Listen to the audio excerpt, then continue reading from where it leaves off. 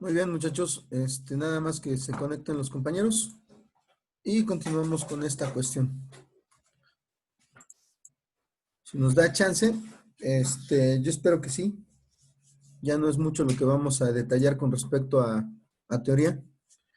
Vamos a empezar con los ejercicios para poder ir viendo cómo se aplica todo esto. ¿Ok? Entonces, repasamos. Las condiciones para el movimiento circular, tal y como lo estamos viendo ahorita, es que tengamos un radio constante, ¿ok? Y la otra es que cuando la velocidad sea constante, la componente tangencial va a ser igual a cero. ¿Por qué? Porque la componente tangencial depende de una derivada. Entonces, si nuestra velocidad es constante, esa derivada se va a volver cero.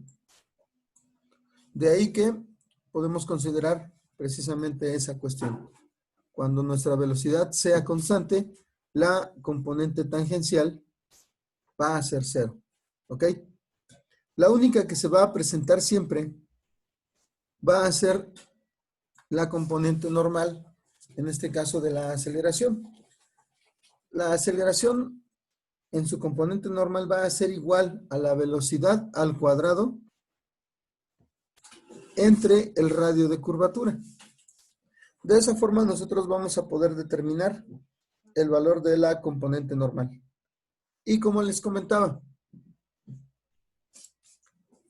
estas letras EN y ET tienen la misma función que la I, la J y la K en las componentes rectangulares o en la descripción rectangular.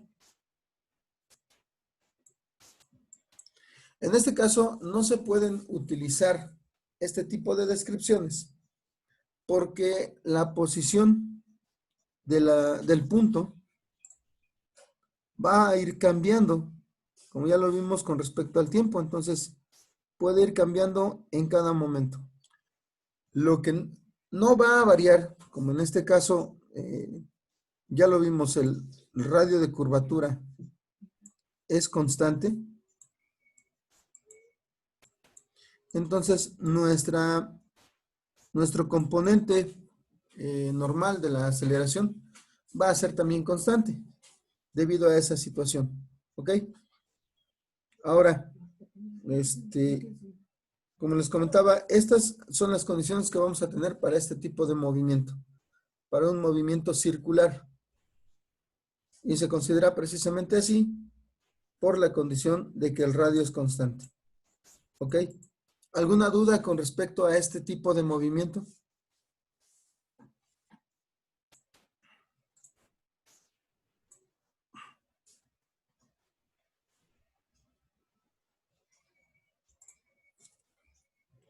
¿No? Ok, muy bien, Marco.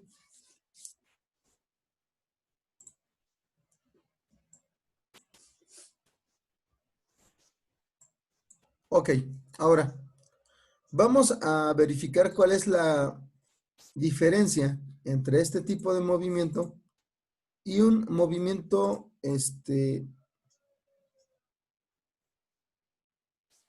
curvilíneo en general. Como les decía aquí, la característica es que nuestro radio es constante. En el movimiento curvilíneo, aquí tenemos un detalle, permítanme. Estas componentes van a ser componentes angular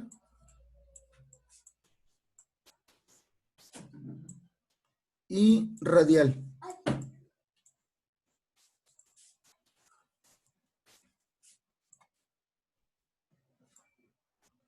Ambas componentes van a variar con respecto al tiempo.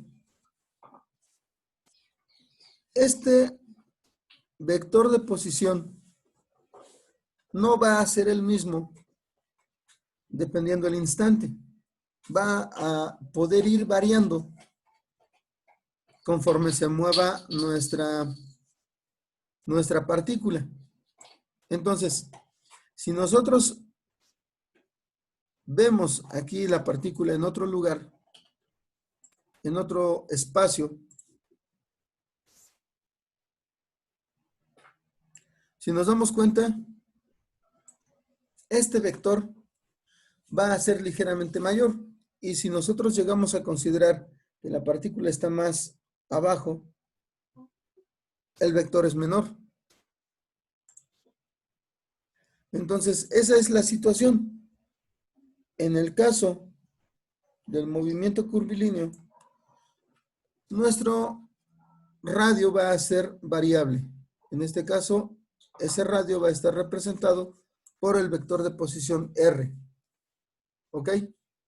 Y aquí se va a basar mucho en lo que son las derivaciones. Precisamente por eso no vamos a ahondar en este tema. Simplemente vamos a dejarlo indicado. Simplemente vamos a manejar lo que son las fórmulas para poder aplicarlo, obviamente, muchísimo más adelante. Aquí solamente tenemos que indicar nuevamente las letras ER,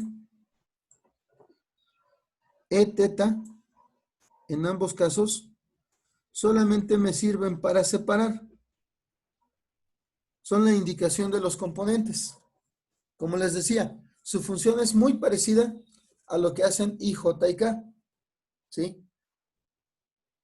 Solamente que en este caso, como ya lo vimos, no nos podemos fiar de lo que serían las componentes rectangulares. ¿Por qué? Porque la posición o la dirección que vamos a tener para la componente radial y la componente angular van a ir variando también con respecto al tiempo. ¿Sí? Sus valores van a ir cambiando. En este caso, principalmente lo que va a cambiar va a ser el vector de posición R. Y tal y como lo tenemos expresado aquí, esos vectores, tanto R como θ, van a estar indicados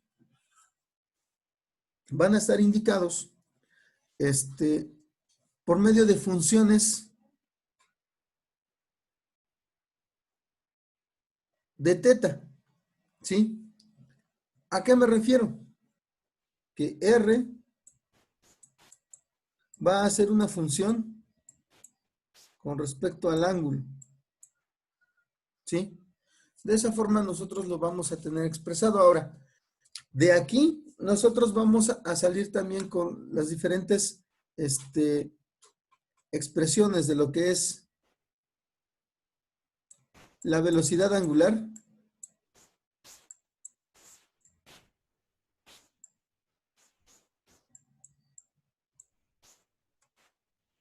y la aceleración angular.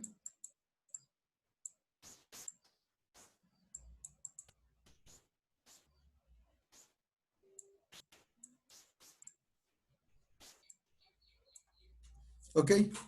Esos son los dos datos que nosotros vamos a tener. ¿A qué equivalen?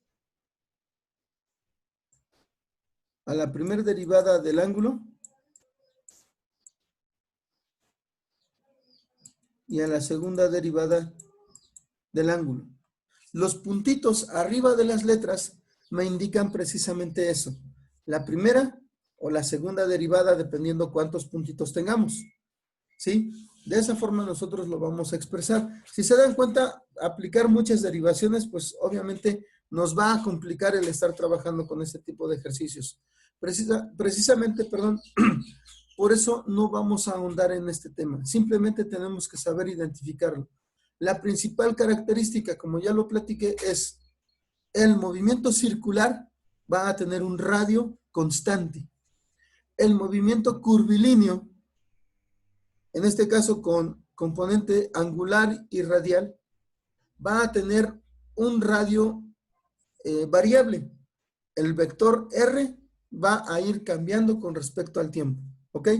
Esa es la idea que vamos a tener con respecto a la diferencia entre los dos. ¿Se comprende esa diferencia?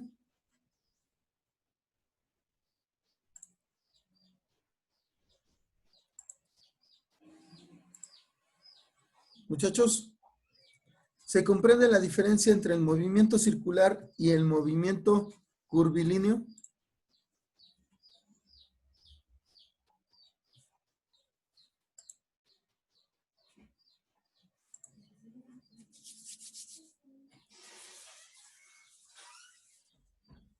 Jóvenes, ¿seguros? Ok.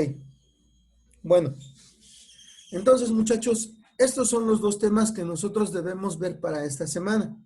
Principalmente, como les digo, yo enfatizo en lo que es el tiro parabólico. Vamos a trabajar varios ejercicios de tiro parabólico y vamos a trabajar un solo ejercicio de movimiento circular. En este caso, con un radio constante. Entonces, no nos vamos a meter en soluciones de estas porque la verdad son muy largas y tenemos que aplicar ecuaciones diferenciales. Entonces, nos vamos a evitar eso y además ustedes todavía van a llevar el curso de cálculo diferencial, ¿ok? Entonces, vamos a dejarlo de momento hasta aquí con respecto a lo que es la teoría.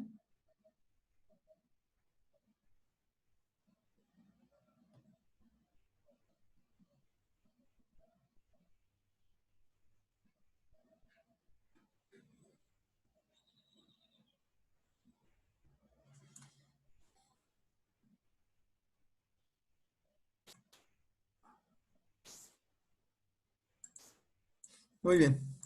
Como les digo, eso sería todo. Ahora, vamos a pasar a lo que es la actividad. ¿Sí? Esta es nuestra actividad para esta semana. Primero, vamos a tener el caso. Nos dice, con respecto al primer dibujo, nos dice, la pelota es pateada desde el punto A con la velocidad inicial VA, 10 metros sobre segundo. Determine la distancia R, que sería la distancia total, y la rapidez con la que la pelota golpea el suelo. ¿Ok? Nuestra distancia R, no lo alcanzamos a ver aquí, va a ser la distancia desde el punto de salida hasta el punto en el que la pelota vuelve a golpear el piso. ¿Ok? Si nos damos cuenta, aquí vamos a tener un ángulo de 30 grados. ¿Sí? Y lo que nos están pidiendo, como lo dice aquí, es esta distancia R y la velocidad final.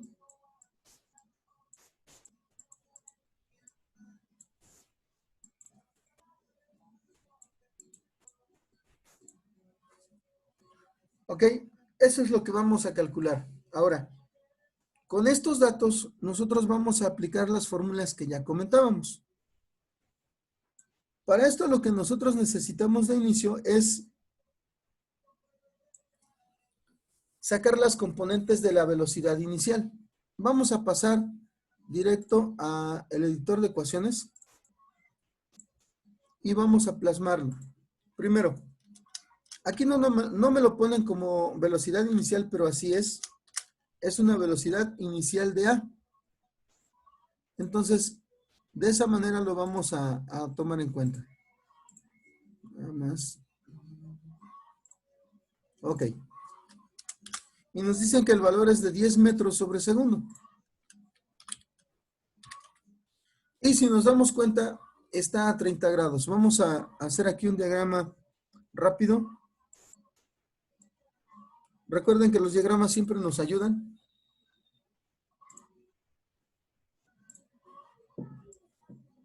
Dibujamos la trayectoria. Obviamente es una aproximación. Y luego vamos a indicar la presencia del vector. De esta forma, nosotros vamos a tener indicado primero que esto está a 30 grados. ¿Ok? Luego, la situación es que nos piden este dato. R. Y obviamente también nos están pidiendo las características de la velocidad cuando llega al suelo. El valor de precisamente esta velocidad.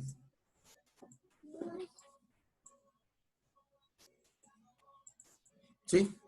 Esos son los datos que a nosotros nos están solicitando. Ahora, como ya lo vimos, necesitamos determinar la componente en Y y la componente en X. Necesitamos sacar el B inicial de Y y el B inicial de X.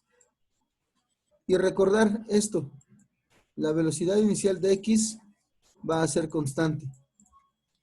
Esta velocidad va a llegar a un máximo cuando tengamos, perdón, esta velocidad va a ser 0 cuando tengamos una altura máxima.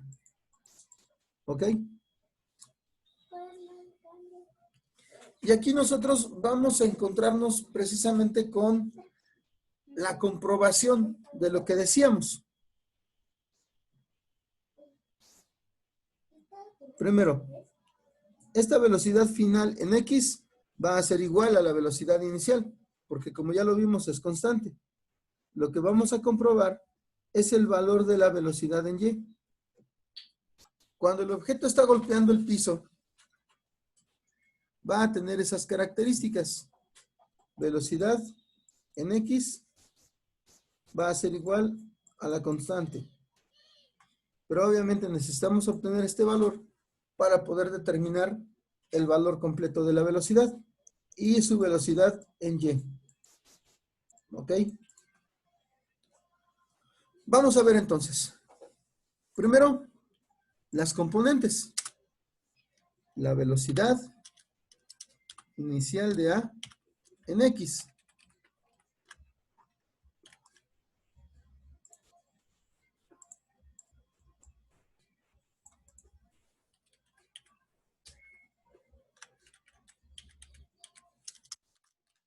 ¿Esto cómo lo vamos a obtener?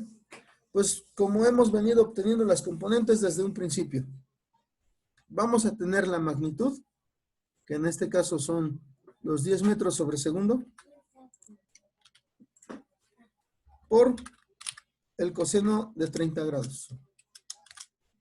¿Cuál sería el valor para esta componente?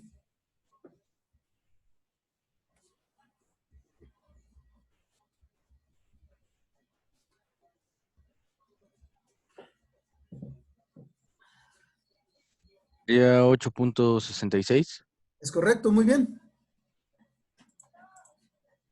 Muy cierto. Ese es nuestro resultado, 8.66. Y tenemos que recordar que son metros sobre segundo. ¿Ok? En el caso de la otra componente, pues va a ser similar, nada más que recordemos, la tenemos que obtener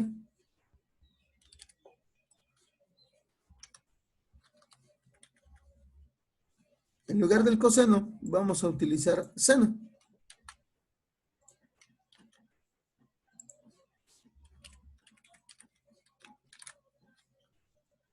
¿Ok? En este caso, ¿cuál sería el resultado? 5. Correcto, muy bien. Tenemos 5, también metros sobre segundo. ¿Ok? Entonces, ahora, vamos bajo las siguientes consideraciones.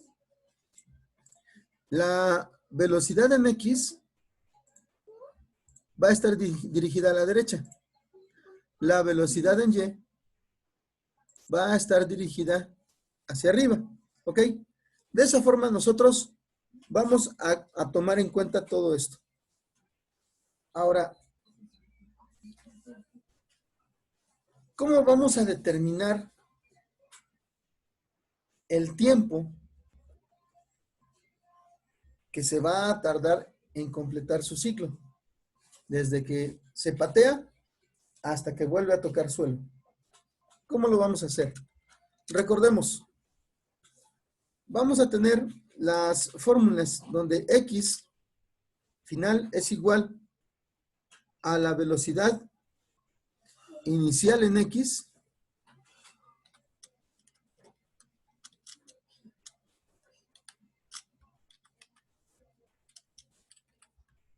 perdón, ahí está, por el tiempo, ¿ok? En este caso, X, el X total, va a ser el valor de R, ¿sí? Eso es lo que nos están pidiendo, pero sí tenemos la velocidad inicial en X. Lo que no tenemos es el tiempo. Ahora, como yo les comentaba, el tiempo va a depender de lo que es que la pelota suba y baje, ¿ok? Entonces, de eso vamos a depender. Ahora,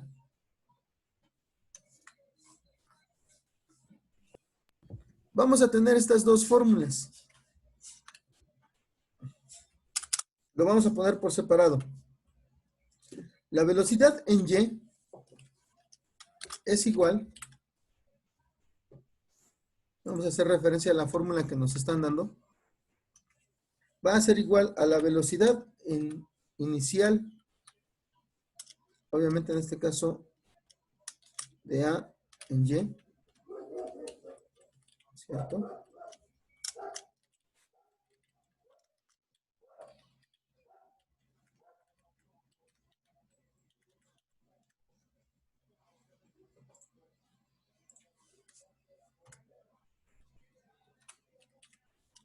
Menos la gravedad. En este caso, nuestro dato de gravedad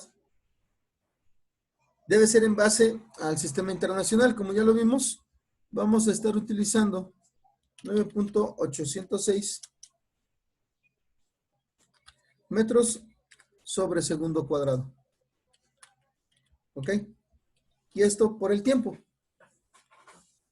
¿Sí?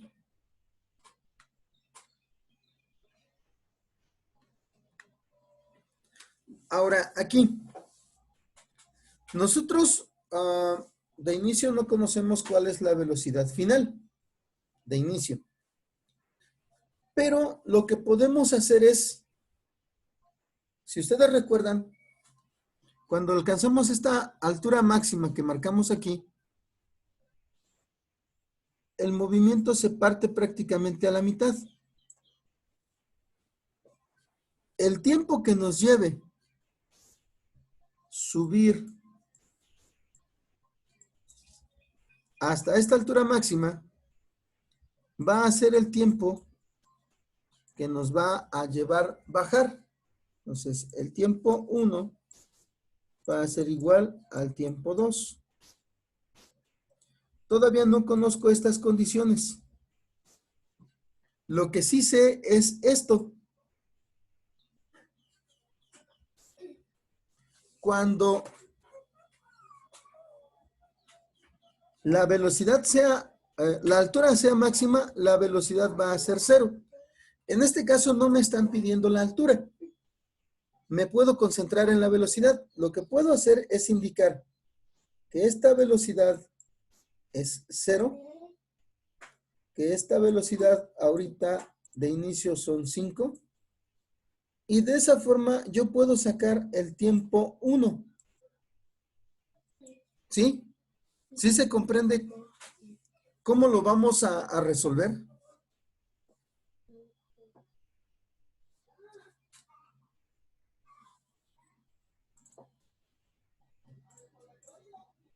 Muchachos, ¿se comprende cómo lo vamos a atacar? Ok, muy bien, Yair. Como les recuerdo, les comento, este tipo de movimientos cuando está sobre el mismo plano, supongamos que estamos en la calle y como el niño pateamos la pelota, al momento en que la pelota cae, suponiendo que nuestra calle sea horizontal completamente, porque bueno, en mi pueblo varias de las calles están más empinadas que algunos cerros, pero suponiendo esto, como lo comento, le va a llevar el mismo tiempo en alcanzar su altura máxima que de esa altura máxima volver a caer al suelo. Entonces yo puedo dividir este movimiento siempre y cuando esté seguro de que va a caer en el mismo, a la misma altura. Lo puedo dividir o puedo considerar que es simétrico. Ahora, esto podría ser tomado o considerado como si fueran etapas, como se lo llegué a comentar a algunos de ustedes cuando les hice referencia a lo que era el ejercicio de la semana pasada del proyectil. Esta es una primera etapa.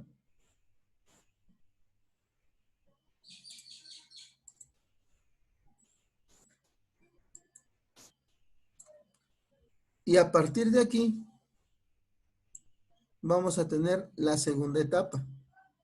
La primera etapa es cuando sube. Tiene una velocidad inicial. Ya vimos en este caso, la velocidad inicial total es de 10 metros sobre segundo. La velocidad inicial en Y es de 5 metros sobre segundo. ¿Ok? Cuando alcanza la altura máxima, que es a la mitad del recorrido, nosotros vamos a tener que su velocidad es 0.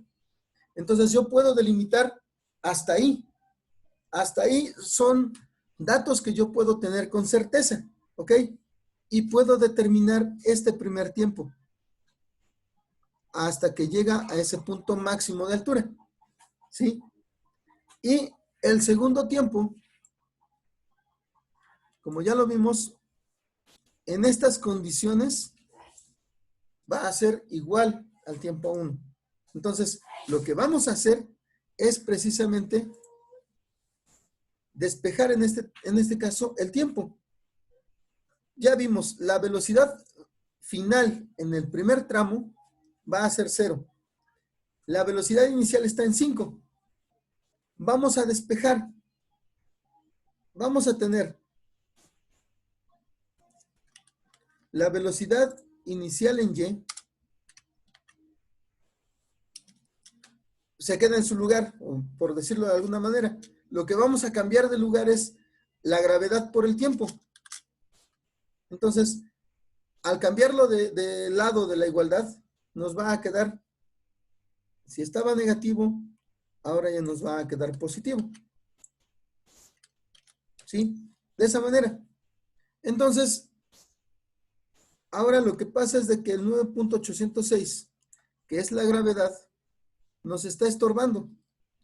Entonces vamos a pasarlo dividiendo. El tiempo, al menos el tiempo 1, va a ser igual a esta velocidad inicial en Y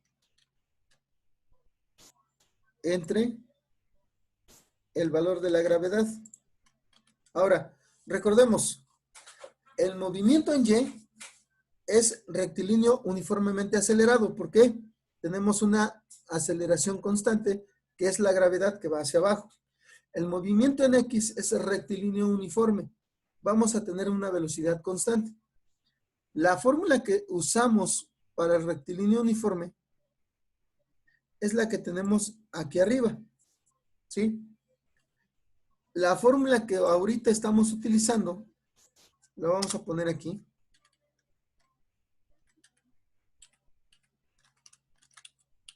Aquí el detalle es de que yo ya lo puse sustituido. En este caso es gravedad. Esta fórmula es del movimiento rectilíneo uniformemente acelerado. En este caso en Y. Entonces, a partir de ahí nosotros lo estamos resolviendo. Vamos a tener, si nosotros sustituimos, la velocidad inicial, como ya lo vimos, es de 5 metros sobre segundo. Y lo vamos a dividir entre los 9.806. ¿Ok? ¿Cuánto les da?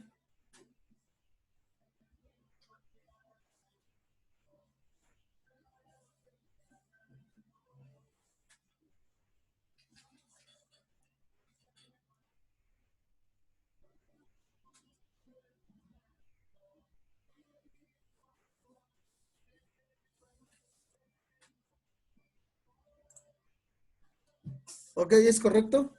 Muy bien.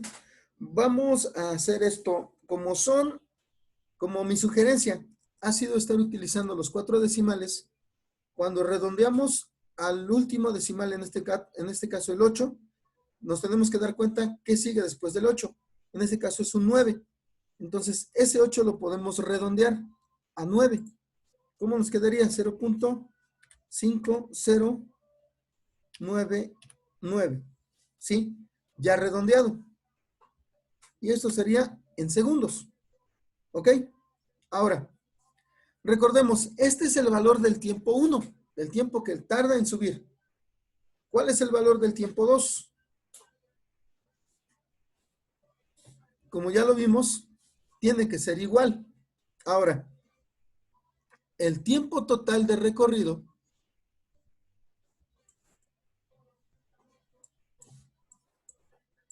nuestro tiempo total de recorrido va a ser igual a 2 veces el tiempo 1 o 2 veces el tiempo 2. Lo que suceda primero, por decirlo de alguna manera. Entonces, el tiempo total de nuestro evento, desde que se patea la pelota hasta que cae, va a ser igual a 2 veces este tiempo. Entonces, tiempo total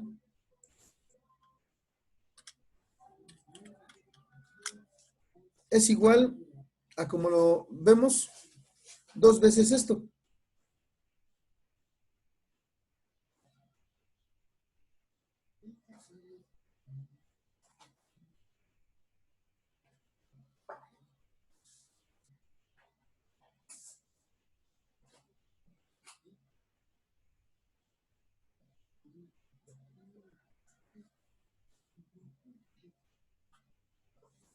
¿Cuánto es el tiempo total?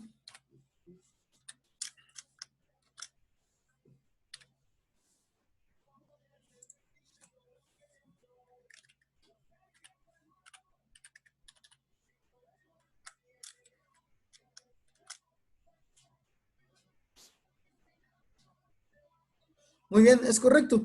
Ese sería el tiempo total en el que se va a dar la situación. 1.0198 segundos. ¿Ok? Ahora, este tiempo es el que nosotros vamos a utilizar en la fórmula del recorrido en X, que sería esta de aquí arriba. ¿Ok? Entonces, vamos a copiar esa y la vamos a utilizar aquí enseguida. Y sustituyendo, nuestra velocidad en X es de 8.66 metros sobre segundo. ¿Sí? Entonces, esa es la velocidad en X. Y nuestro tiempo es el que acabamos de calcular.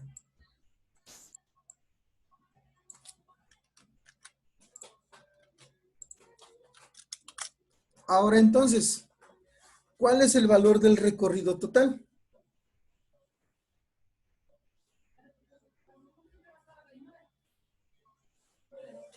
¿Cuánto nos da?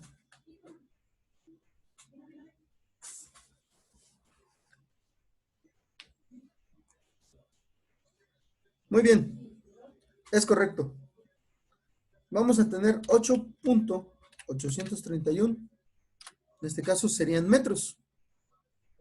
Es verdad, el 4 lo sigue. Ahora, después del 4 hay un 6. Vamos a redondearlo a 5. ¿Ok? Ya quedaría de esa manera, ya con los 4 decimales que como sugerencia estamos usando para tener estándar nuestros resultados. Entonces, esta es la distancia R que nos están pidiendo. Como ya lo vimos, es la X total. ¿Sí? ¿Alguna duda hasta aquí? ¿Dudas, muchachos? Comenten, porque obviamente este es un ejercicio de muestra. Entonces, si ya salen dudas aquí, es mejor, de una vez que nos salgan aquí, aguantarlas a verlas en algún ejercicio un poquito más complicado.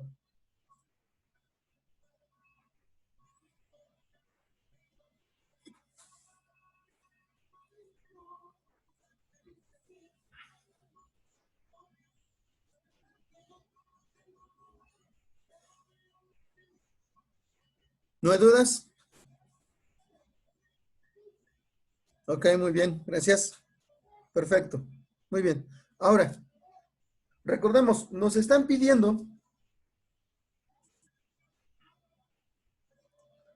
lo que sería la velocidad final. Ahora, nosotros vamos a trabajar la velocidad final con respecto a Y de la segunda etapa. Vamos a ver esto. Con esta misma fórmula, vamos a hacer esto. Esa es la fórmula para poder obtener la velocidad final en Y. Nuestra velocidad inicial, ahora la vamos a considerar al principio de la segunda etapa, que sería aquí arriba. ¿Sí? Ese es el principio de la segunda etapa. Entonces, nuestra velocidad inicial sería 0 en esta etapa. ¿Ok? Entonces, vamos a sustituir. En este caso, la velocidad inicial sería 0. ¿Ok? Luego, el valor de la gravedad, ya lo vimos, es 9.806, perdón, 806 metros sobre segundo al cuadrado. Y el tiempo es el que nos lleva a la segunda etapa. Como ya vimos, es el valor de T2. T2 vale exactamente lo que vale T1. Y en este caso, el T1 es 0.5099. ¿Ok? Entonces, ese es el valor que nosotros vamos a utilizar.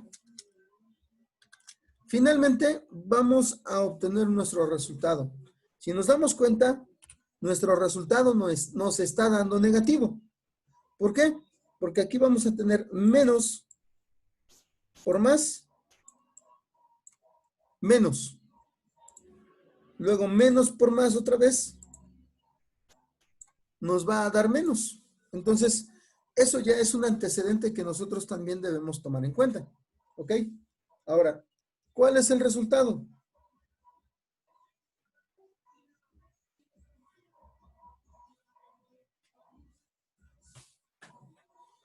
¿Cuál es nuestro resultado, muchachos? Muy bien, es correcto como lo pone Ángel. Aquí, si ustedes se dan cuenta, a nuestros 4 decimales tenemos puros ceros. Entonces, esto lo podríamos terminar despreciando. ¿A qué me refiero? A que volvemos a considerar o podemos volver a considerar que aquí tenemos 5 metros sobre segundo, pero ahora son negativos. ¿Ok? Es lo que comentaba hace rato cuando estábamos viendo la teoría. El valor de la velocidad inicial en Y es 5. El valor de la velocidad final en Y es menos 5. Son iguales, pero en sentidos contrarios. Continuamos el día miércoles con los ejercicios. Sáquenle una captura antes de que se termine la sesión, por favor.